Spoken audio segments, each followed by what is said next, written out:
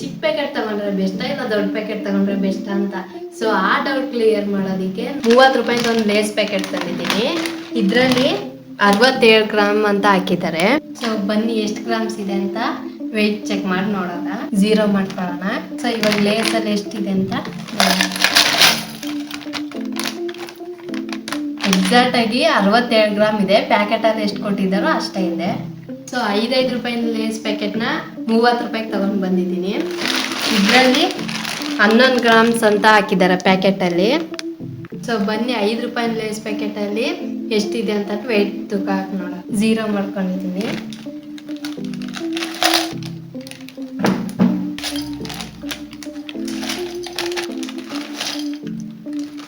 So 6 ಪ್ಯಾಕೆಟ್ನು cut ಮಾಡಿ ಆಗಿ ಇದರಲ್ಲಿ ಹಾಕಿ ನೋಡಿದ್ದೀವಿ. ಸೊ ಎಷ್ಟು 71 ಗ್ರಾಮ್ಸ್ ಬರ್ತಾ ಇದೆ. ಪ್ಯಾಕೆಟಲ್ಲಿ ಇರೋದಕ್ಕಿಂತನೂ 4 ಗ್ರಾಮ್ ಜಾಸ್ತಿ ಇದೆ.